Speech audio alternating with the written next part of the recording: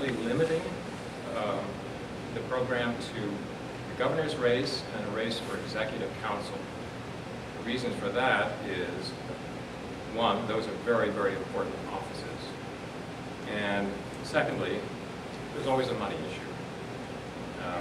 There is a part of the bill that allows for reconsidering at a later date and extending this to the state senate, perhaps the House. So in a way, we know the system won't be perfect to begin with, but in a way, by having it for the Executive Council and the Governor, we can test it out and find out where we need to make fixes, what's really working, what's not working, so we can improve it in the future. Thank you. Next.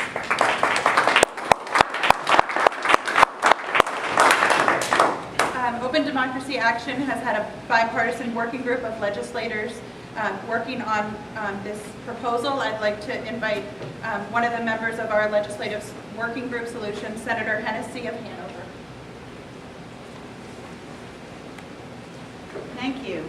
I think it's no surprise to any of us that we are spending way too much money on elections and political campaigns.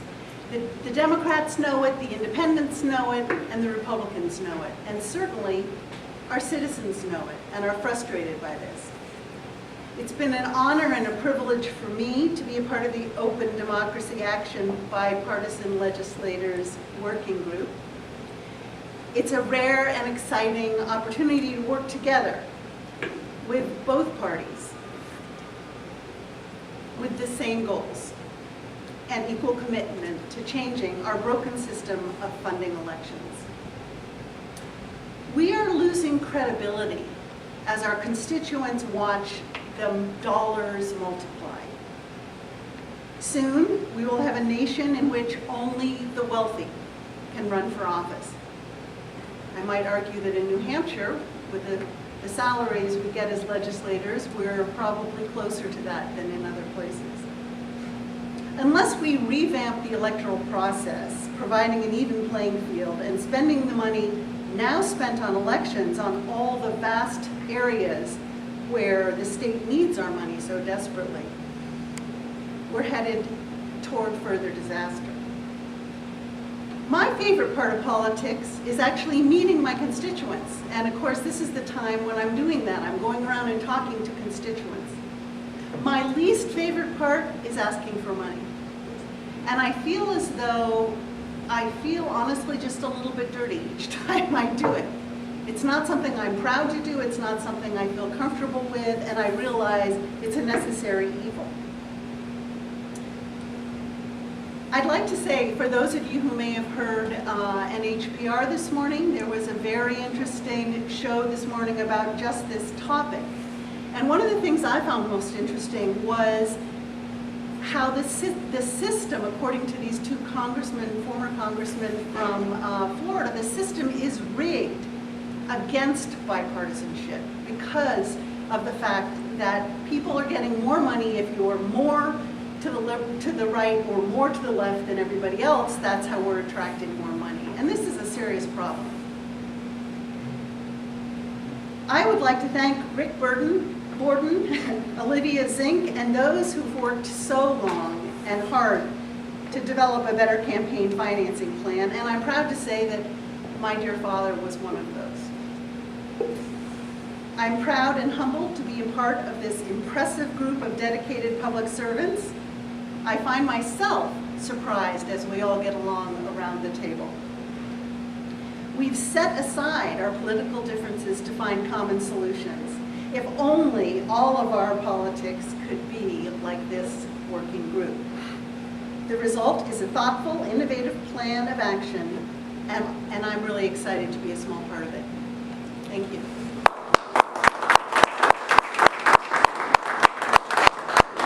New Hampshire has studied this issue on multiple occasions with a commission and a working group. Serving on that commission and working group was Senator Jim Rubens, a member of the Republican Party, and served 2 terms in the New Hampshire Senate, and has also been a candidate for higher office. Thank you, Olivia. We've got a fundamental problem with our campaign and election system in the U.S. and in New Hampshire. And to be taken seriously, if you're a candidate, your first screen above everything else, leadership qualities, is do you have the money? It's the money primary. And the money primary happens before the candidates go to the voters. And the money primary is run by a very small number of people. There's about 500 in each of our two respective parties. There's about 500 big donors who cut checks of about $1,000. It's about 500 in each party, and you go to those folks. And then the even bigger big money are the interest groups. Small number of them, many of them national, who determine which candidates are viable. And again, all of this is happening before the candidates go to the voters to bring their ideas to the voters. And so you have elections in New Hampshire determined by 500 people, and even more so by a small handful of organizations, Planned Parenthood, Emily's List, Eversource, Americans for Prosperity, these small number of organizations determining which candidates are viable. And of course, party establishment leaders determining which candidates are viable. And if you look at that process, you will see that in most cases in New Hampshire and throughout the country, candidates that survive the money primary wind up getting elected. There are some exceptions, but they're pretty darn rare. So we need to deal with this excessive influence of the small number of big money donors screening out candidates. And the result of this process, of a very small number of people, often who have, particularly the bigger of the big money, have very specific agendas that they seek out candidates in sync with their agendas, whatever that might be. What that means is we have a system of government in our country and in New Hampshire where candidates with a full spectrum of ideas that need to be exposed to the voters by which we're going to solve our country and our state's big problems. The voters never get to see that spectrum of ideas. So what we've got is we've got a narrowing of issues, we've got a narrowing of candidates, we've got less debate, and the result of all this process is we have problems that have accreted over 20 and more years in the country. Problems like debt and military and foreign policy, healthcare, addiction. These problems have grown to be larger and more difficult. Our country and our state, we're failing to deal with these problems because of the fact we have a campaign system that screens out the range and breadth of ideas the voters need to hear in order to get these problems solved. And this doesn't mean that the solutions will be on the right or on the left or in the center. It means we need the full spectrum of debate and the full spectrum of candidates who can espouse these ideas consistent with their party and their personal ideologies. So what we're doing here with this bill in New Hampshire, we're showing how this solution can happen at the national level. And we're going to get it done here in New Hampshire faster than they're going to get it done in Congress because we're seeing the kind of bipartisan efforts we've just heard about here.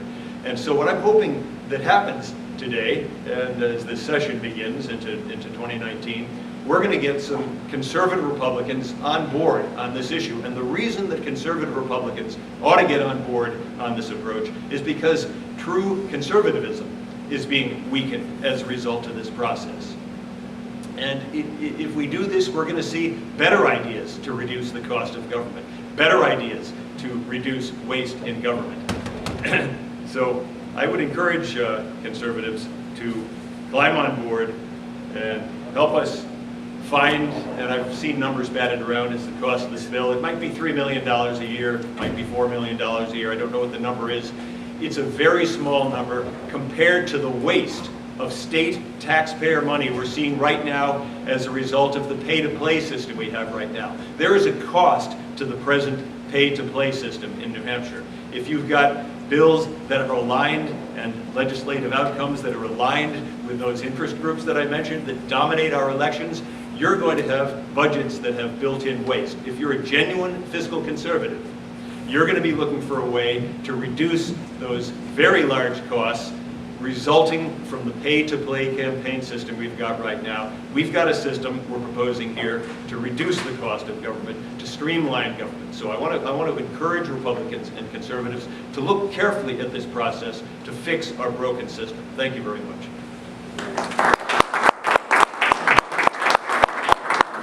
Legislative announcement today. today would allow political candidates to opt out of the money primary, instead fund their campaigns with small donor contributions from constituents, supplemented with voter dollars.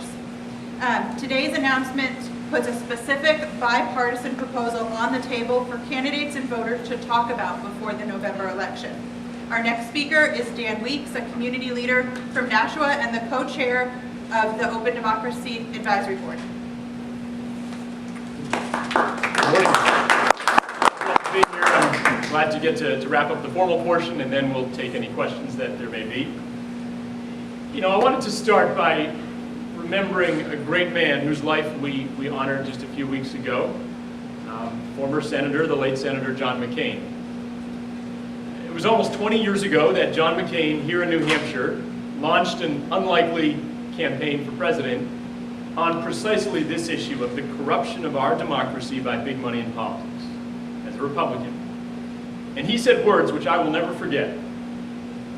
He said, "We," referring to the United States senators, himself included, "we are defenders of an elaborate influence peddling scheme in which both parties conspire to stay in office by selling the country to the highest bidder."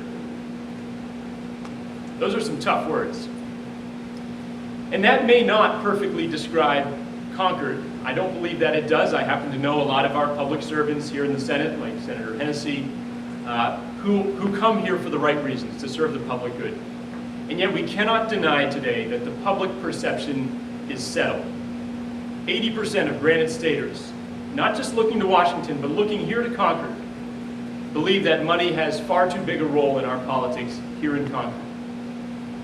80% feel that their politicians do not primarily represent them, their constituents, their voters, but are beholden in some way to money.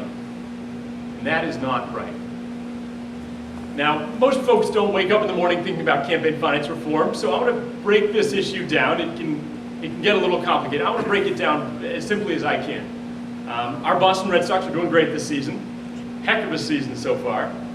And I want you to imagine if money was the primary condition for getting in the game, as it is all too often in politics.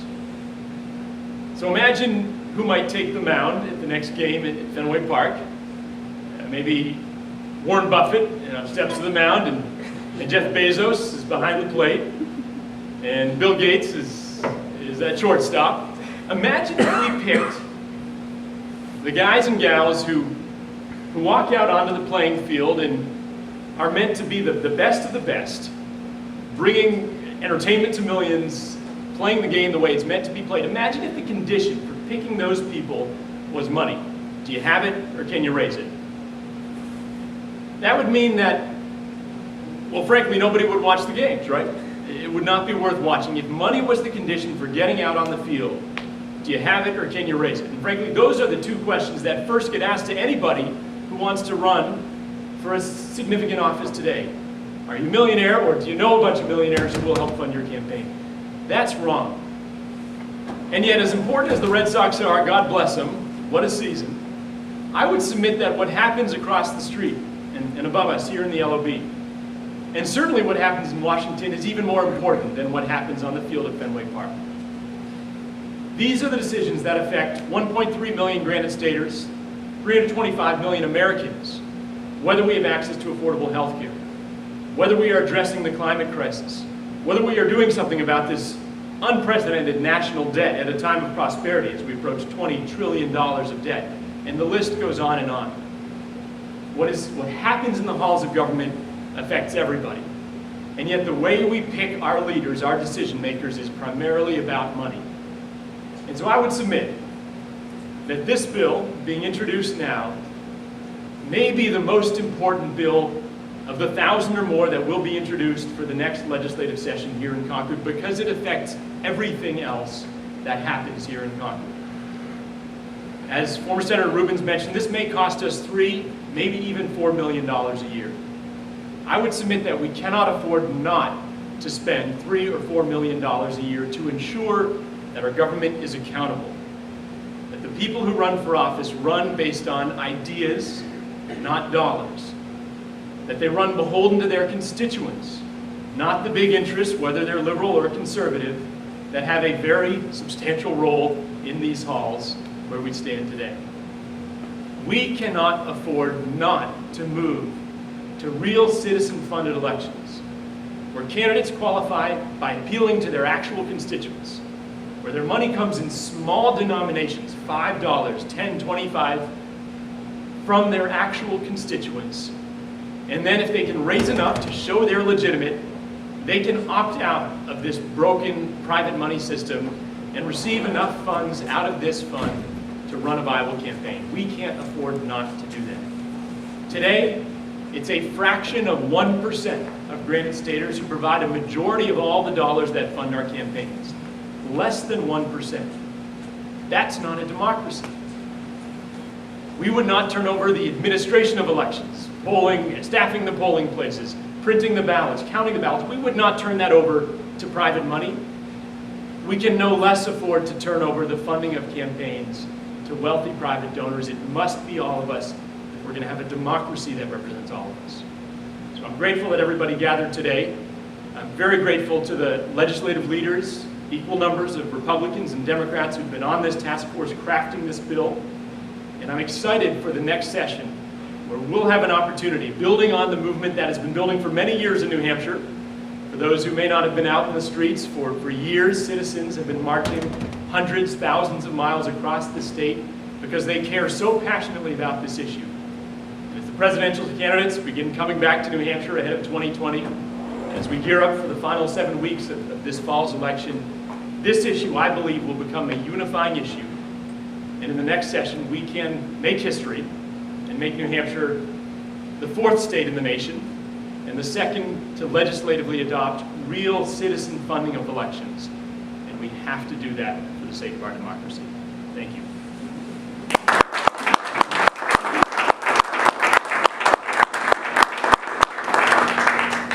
We welcome any questions. Adam's typing on his. You're it. Well, Senator Hennessy, just can you sort of give us a sense, if you don't mind, from the podium, of who you have to convince and the arguments you have to make among your colleagues to try and get this some wider support enough to pass that? Well, I think the most important thing, of course, is from both sides of the aisle. It can't be an initiative coming from one side or the other. It really has to be something. And so far, we're doing a good job of that. I also think that it's important to get the constituents and the citizens to speak up and say what we know what the data say, but it's also really important for them to speak up as well. I don't know if that answers your question. Sure. And if anyone would like to speak more widely to the philosophical idea that dollars equal speech, which has essentially been the holding of the Supreme Court. Yeah. I'll start, and anybody else feel free. The Supreme Court concluded in 1976 in the Buckley v. Vallejo decision that spending money on elections is a form of protected First Amendment speech. I think the late great reformer, Granny D from New Hampshire, had a cogent response to that, which was if money is speech, speech isn't free. And we adhere to the principle of freedom of speech. It is worth noting that in that Buckley-Vallejo decision at the Supreme Court, they differentiated forms of speech deserving of different levels of constitutional protection under the First Amendment. They said that the right to spend money, your own or money legally raised, was deserving of full protection, that caps on the amount of spending were not consistent with the First Amendment to the Constitution. However, they simultaneously held in Buckley v. Vallejo that one could and one should, because they interpreted this as a matter of corruption or the appearance of corruption, which would undermine the health of our representative democracy, that caps could and should be placed on the amount of money given. And they didn't say what that magic number would be, but for a couple of decades after that decision, it was $1,000. It was subsequently raised in 2002 to $2,500, and it's gone up with inflation ever since. It's about $3,000 from an individual today for the primary, for the general, so a couple could give 6 times 2, $12,000. Hence, we have a situation where that fraction of 1%, both nationally and in New Hampshire, gives a majority of all the money in campaigns. So Buckley v. Vallejo, under the Supreme Court, under their interpretation of the First Amendment to the Constitution, concluded that caps on donations were absolutely permissible. And in New Hampshire, we have failed to do that to a meaningful degree. We allow direct corporate contributions to campaigns. In Washington, that isn't permitted, even though, of course, thanks to Citizens United, they've made an end run around that jurisprudence. So New Hampshire is, in fact, behind where even Washington is with respect to corporate donations. And the Supreme Court has never said that corporate donations are automatically protected First Amendment speech. And I would finally add that there is a meaningful movement underway with close to 20 states having called for a constitutional amendment addressing Citizens United and the raft of Supreme Court decisions that preceded it, going back to Buckley v. Vallejo. And that 28th Amendment to the Constitution, which I believe is in our not too distant future, would change this jurisprudence and take us out of a late 18th century mindset where it was never anticipated that millions in private money from single sources would flood politics, toward a model that virtually every other democracy in the entire world observes, which is to severely limit private money in politics and prefer public money instead.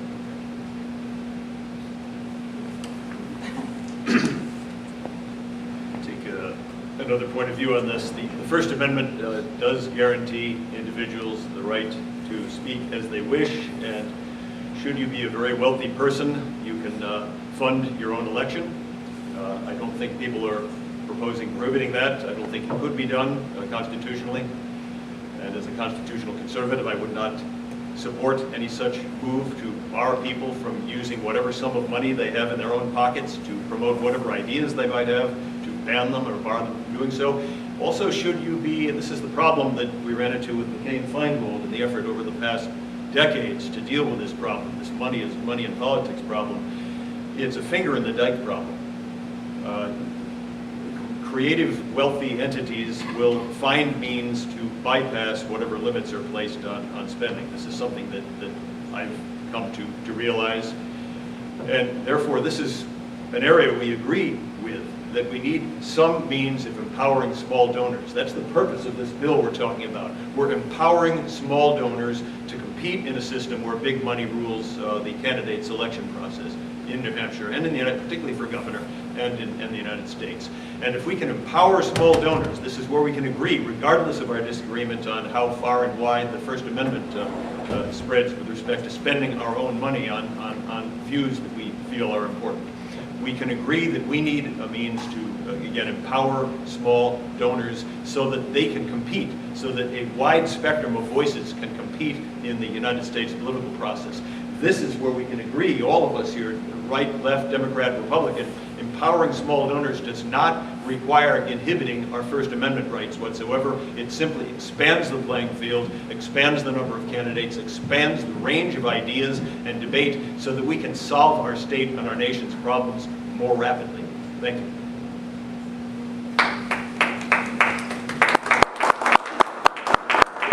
Additional questions? No. Thank you all for coming. Today starts our Democracy Day. We'll have a lunch following this event and an evening program at the Capitol Center with Sam Waterston and Larry Lessig. Thank you.